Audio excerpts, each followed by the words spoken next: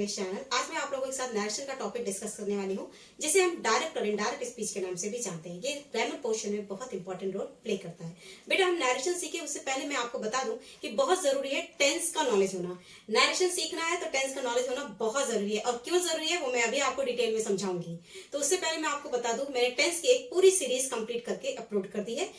Tense के separate videos भी हैं, साथ में पूरी प्लेलिस्ट भी अपलोड की हुई है। आप जो चाहें उसे वॉच कर सकते हैं।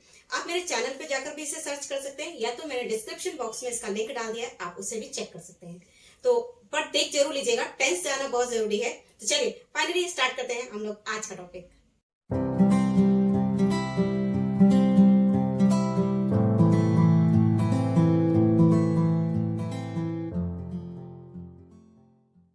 चलिए नरेशन स्टार्ट करते हैं, जिसे डायरेक्ट और इनडायरेक्ट स्पीच के नाम से भी हम जानते हैं। इसीलिए मैंने यहाँ पर हेडिंग जो डाली है वो डायरेक्ट इनडायरेक्ट स्पीच के नाम से है। ठीक है, तो जब सबसे पहले समझ लें कि भाई डायरेक्ट स्पीच क्या है, इनडायरेक्ट स्पीच क्या है। तो डायरेक्ट स्पीच क्या है वो पहले समझा दूंगा आपको मैं।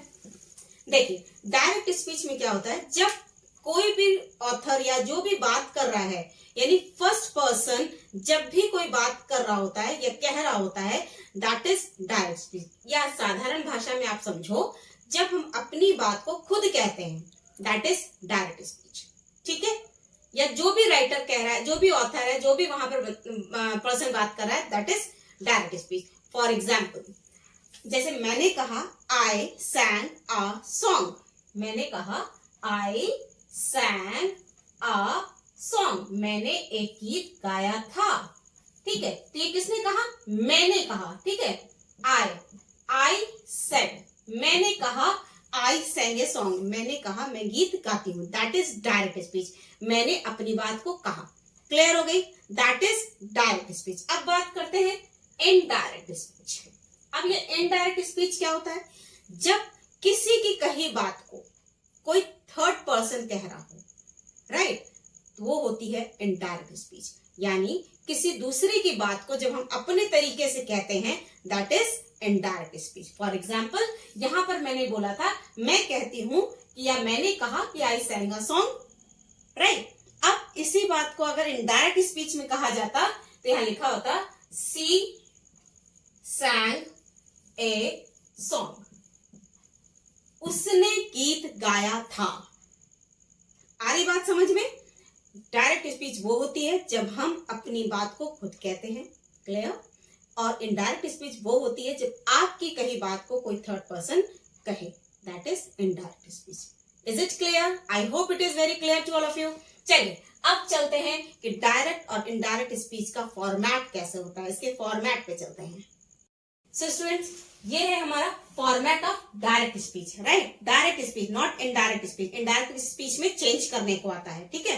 लेकिन कभी कभी ऐसा भी होता है, इनडायरेक्ट स्पीच दी होती है, आपको डायरेक्ट स्पीच में चेंज करना होता है, ठीक है। फिलहाल हम बात कर लेंगे सीरियल से पहले डायरेक्ट स्पीच। ये है फॉर्मेट डायरेक्ट स्पीच का, इसी तरह से लिखकर आता है डायरेक्ट स्पीच, ठीक है। अब देखिए, आप देख ही रहे होंगे कि डायरेक्ट स्पीच टू पार्ट्स में डिवाइडेड होती है। एक जो कॉमा के बाहर होती है, और एक जो इन्वर्टेड कॉमास के अंदर होती है। देख रहे हैं, तो डायरेक्ट स्पीच के कितने पार्ट्स होते हैं, 2। ठीक है, कितने में डिवाइड है, 2 में। एक इन्वर्टेड कॉमा के बाहर और एक इन्वर्टेड कॉमास के अंदर। अब इनको कहते क्या है, राइट, उनको समझ लेते हैं। सबसे पहले इस पार्ट को, जो इन्वर्टेड कॉमा के बाहर है, उस बात को हम कहते हैं रिपोर्टिंग वर्ब। क्लियर? क्या कहते हैं, रिपोर्टिंग वर्ब, राइट। इसे शॉर्ट फॉर्म में आरबीवी कहते हैं। क्लियर? ओके। अब जो इन्वर्टेड कॉमा के अंदर की बात है, इसको हम किस नाम से जानते हैं, इसे हम जानते हैं रिपोर्टेड स्पीच के नाम से। किस नाम से, रिपोर्टेड स्पीच। बेटा ये इसलिए है ताकि आपको क्लियरिटी रहे अभी आगे इसका फॉर्मेट कैसे सॉल्व होता है उसे समझने में, ठीक है। और इसे हम आरएस के नाम से भी स्मॉल में समझते हैं, ठीक है, शॉर्ट फॉर्म में। ओके, तो ये बात क्लियर हो गई। फिर से समझिए, कॉमा के बाहर की बात को हम कहते हैं रिपोर्टिंग वर्ब, ओके। जबकि इन्वर्टेड कॉमा के अंदर की बात को हम कहते हैं रिपोर्टेड स्पीच। इसमें जो भी बात कही जाती है वो होती है यहाँ पर, ठीक है, और यहाँ पर कहने वाले होते हैं, ठीक है। रिपोर्टिंग वर्ब क्या है, जो कॉमा के बाहर हो, और रिपोर्टेड स्पीच, रिपोर्टिंग वर्ब बेटा टेंस के अकॉर्डिंग, जितने टेंस होते हैं हमारे उसी के अकॉर्डिंग होती है। ये 3 टाइप के होते हैं, आपने देखा ना। अकॉर्डिंग टू टेंस पे जाइएगा, टेंस हमें पता है 3 टाइप के टेंसेस होते हैं, present, past and future, right. तो ऐसे भी हो सकता है, ये कौन सा वाला है, प्रेजेंट वाला, राइट। अब आप बोलोगे मैम आप ये क्यों समझा रही हैं, अभी आप समझ में आएगा, आपको सब अच्छे समझ में आएगा। राम सेड, ये कौन सी वर्ब की सेकंड फॉर्म लगी है, इसलिए कौन सा है ये, पास्ट, क्लियर। ये राम विल से, जब विल शैल लगता है तो फ्यूचर, तो यस ये है हमारा अकॉर्डिंग टू फ्यूचर, ठीक है, ओके। सो स्टूडेंट ये आप देखो कि ये है फॉर्मेट किसका, रिपोर्टिंग वर्ब का। पहले तो रिपोर्टिंग वर्ब मैंने अभी आपको समझाया कि 3 टाइप्स की होती है according to tense, present, past and future, right. Present के अकॉर्डिंग यहाँ पर एस या एस लगा है, राइट, और यहाँ पर सेकंड फॉर्म लगी है और यहाँ विल और शैल लगता है, ठीक है। तो आप इतना समझिए फिलहाल के लिए कि इतनी रिपोर्टिंग वर्ब होती है। राम सेज भी आ सकता है, राम सेड भी आ सकता है, राम विल से, ये एक फॉर्मेट है, इसकी जगह पर कुछ और भी सब्जेक्ट हो सकते हैं, ठीक है। अब कहने को तो 3 रिपोर्टिंग वर्ब्स होती हैं, लेकिन जनरली हम यूज करते हैं इसको, पास्ट वाली को। अब इसको क्यों यूज करते हैं समझा देती हूँ। वजह ये होती है कि जब रिपोर्टिंग वर्ब प्रेजेंट में या फ्यूचर में होती है, यानी जब भी हमारी रिपोर्टिंग वर्ब प्रेजेंट में या फ्यूचर में होती है तो रिपोर्टेड स्पीच का टेंस नहीं बदलता है। बात को समझिए, अगर हमारा रिपोर्टिंग वर्ब प्रेजेंट में है या फ्यूचर में है, इन 2 कंडीशंस में रिपोर्टेड स्पीच का टेंस नहीं बदलेगा, नो चेंज, क्लियर है। इसीलिए जनरली क्या होता है कि ज्यादातर हमें यूज होता है पास्ट वाला रिपोर्टिंग वर्ब, क्योंकि इसमें आगे का टेंस भी बदल जाता है। इसको मैं करके बता देती हूँ, ठीक है, इस एग्जांपल को करके बता देती हूँ तो आपको अब क्लियर हो जाएगा कि मैम ने कैसे समझा दिया, ठीक है। देखिए इसको, Ram says I play again, ये प्रेजेंट में है रिपोर्टिंग वर्ब, तो Ram says that he plays again, कोई चेंज नहीं किया हमने टेंस में, राइट। यहाँ प्लेज, ठीक, okay. Ram said I play again, तो यहाँ Ram said that he played again, ये देखिए यहाँ पर हमने टेंस बदल दिया, क्यों, क्योंकि यहाँ का रिपोर्टिंग वर्ब प्रेजेंट में नहीं होके पास्ट में था, right, last. Ram will say I play again, Ram will say that he play again, यहाँ पे भी हमने टेंस नहीं बदला। तो आप ये लर्न कर लीजिए या कहीं पे भी नोट डाउन कर लीजिए, अगर हमारा रिपोर्टिंग वर्ब प्रेजेंट या फ्यूचर में है तो रिपोर्टेड स्पीच का टेंस नहीं बदलता है। सिर्फ इतना लिख लीजिए कि अगर हमारा प्रेजेंट और फ्यूचर में रिपोर्टिंग वर्ब है तो no change in tense, tense में कोई चेंजमेंट नहीं होगा, बस इतना आप लिख लीजिए, ठीक है, और इसे माइंड में रखिएगा, ठीक है। चलिए आगे बढ़ते हैं। नैरेशन सीखना है तो रूल्स को भी जानना जरूरी है, यानी डायरेक्ट से इनडायरेक्ट बनाने के लिए कुछ रूल्स होते हैं जिन्हें हमें फॉलो करना ही चाहिए। तो बेटा स्टार्टिंग से चलते हैं, स्टेप बाय स्टेप चलते हैं, ठीक है। तो पहले रूल की बात करते हैं कि इसमें रूल्स कितने होते हैं, नैरेशन में कितने टाइप के रूल्स होते हैं। तो फॉलो करते हैं हम 2 टाइप्स के रूल इनमें, ठीक है, 2 टाइप्स के रूल्स हम इनमें फॉलो करते हैं। फर्स्ट वन जो होते हैं दैट इज कॉमन कह लो आप या इसको जनरल कह लो, नो इश्यू, ठीक है। कॉमन रूल्स होते हैं नंबर 1, 2 होते हैं कुछ स्पेशल रूल होते हैं जिन्हें फॉलो करना ही करना होता है, ठीक है बेटा। तो आपने ये सीखा कि अगर हमें डायरेक्ट इनडायरेक्ट बनाना है या हमें सीखना है तो हमें 2 रूल्स हैं, 2 कैटेगरी है जिनको फॉलो करना होता है। First one is common rules, second one is special rules, ठीक है। तो चलिए अब पहले बात कर लेते हैं कॉमन रूल्स कौन कौन से होते हैं, ठीक है। कॉमन रूल्स कितने टाइप के होते हैं, 5 टाइप के, आप देख पा रहे हो कॉमन रूल्स 5 टाइप के होते हैं, राइट। जो है असर्टिव में चेंज करना, इंट्रोगेटिव में, इंपरेटिव, एक्सक्लेमेटरी और ऑप्टेटिव। कहने का मतलब है जितने टाइप के सेंटेंसेस होते हैं उतने टाइप के हमारे नैरेशन को चेंज करने के लिए आता है, ये कॉमन है, ठीक है। अब इनको कैसे चेंज करना है मैं ये आगे प्रोसेस बताऊंगी, पहले रूल समझ लो। तो कॉमन रूल में कितने पार्ट्स होते हैं, 5 पार्ट्स होते हैं, assertive, interrogative, imperative, exclamatory, optative, right. चलिए इसका एक स्क्रीनशॉट ले लीजिए फटाफट। सेकेंड टाइप ऑफ रूल क्या होता है, स्पेशल रूल। स्पेशल रूल में किन चीजों का जरूरत पड़ती है देख लीजिए। सबसे पहले नंबर 1 टेंस, हमें टेंस का नॉलेज होना चाहिए, टेंस हमें बहुत अच्छे से आने चाहिए। नंबर 2, पर्सन का नॉलेज बहुत अच्छा होना चाहिए, पर्सन के टाइप्स, पर्सन का use. Okay, third one is part of speech. बहुत सिंपल सी बात है, पार्ट ऑफ स्पीच। इसे बेटा आप स्किप करके सॉरी रोक कर भी आप इस वीडियो को देख सकते हैं, इन रूल्स को लिख सकते हैं, या आप चाहें तो इसका स्क्रीनशॉट भी ले सकते हैं। ठीक है, तो आप ये देखिए कि स्पेशल रूल्स में हमारी 3 चीजें आती हैं, tense, person, part of speech. अब चलिए डिटेल में इनको स्टेप बाय स्टेप सीख लेते हैं। स्टार्टिंग में ही स्टूडेंट्स मैंने आपको सिखाया था कि नरेशन में या डायरेक्ट इनडायरेक्ट में टेंस का नॉलेज होना बहुत इंपॉर्टेंट है।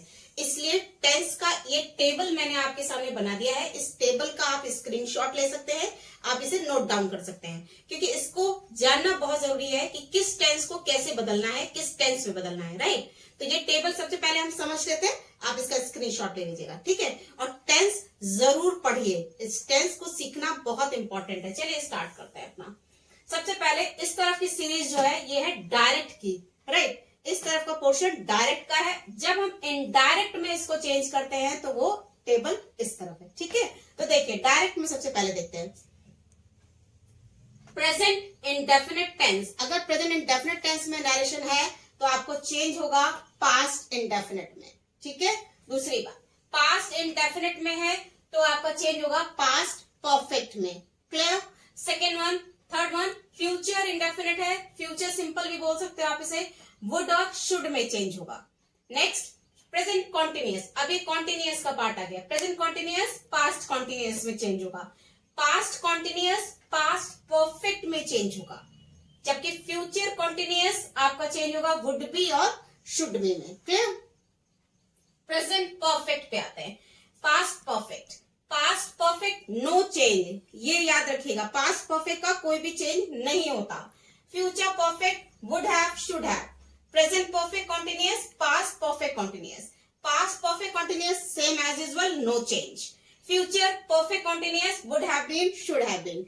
बेटा ये है एक टेबल जो आपको जब डायरेक्ट इस तरह का आए, इस टेंस में जब आएगा वो चीज डायरेक्ट स्पीच, तो आप जब इनडायरेक्ट उसे बनाओगे तो आप इस फॉर्मेट में उसको चेंज करोगे। ठीक है, तो you have to write it and learn it very thoroughly. तो चलिए सबसे पहले तो इसका स्क्रीनशॉट ले लीजिए। सो स्टूडेंट स्टार्ट करते हैं स्पेशल रूल के सेकंड पार्ट को, दैट इज पर्सन। सबसे पहले तो जान लें कि पर्सन्स होते कितने हैं। There are 3 type of person, first, second and third.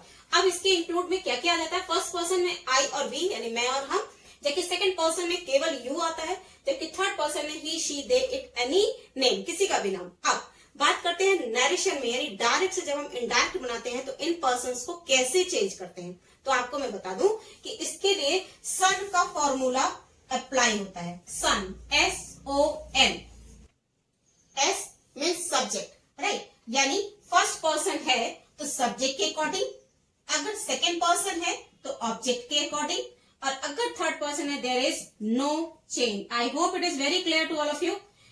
First person अगर रिपोर्टेड स्पीच में आ रहा है तो हमेशा बदलेगा रिपोर्टिंग वर्ब के सब्जेक्ट के अकॉर्डिंग। अगर सेकेंड पर्सन आ रहा है तो बदलेगा रिपोर्टिंग वर्ब के ऑब्जेक्ट के अकॉर्डिंग, और अगर थर्ड पर्सन है there is no change, he, she, it, they, any name, कुछ भी चेंज नहीं होता है। तो ये है बेटा आपका ये पर्सन को हम कैसे चेंज करते हैं।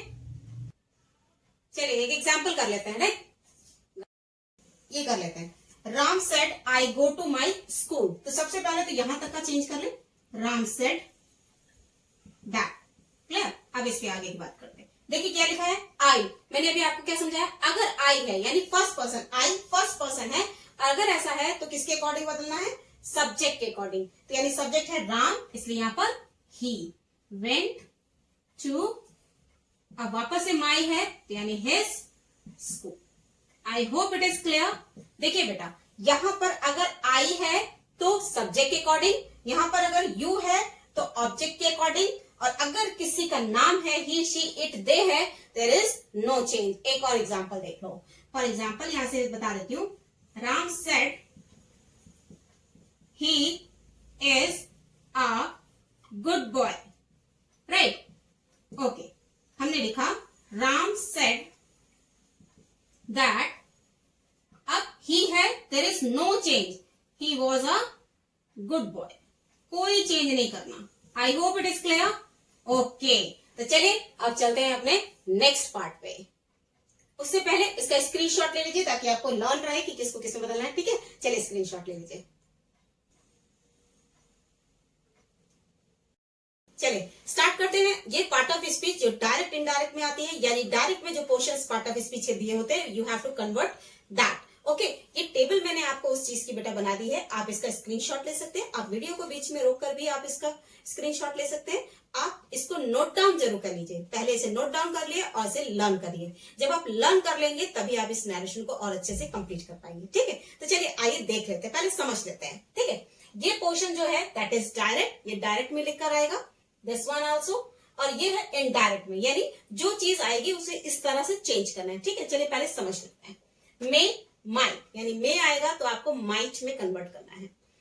Can, could, come, go, this, that, these, those, thus, so, here, there, hence, that's. Clear? चलिए ये टेबल भी देख लेते हैं। एको आएगा before, have to, had to, right.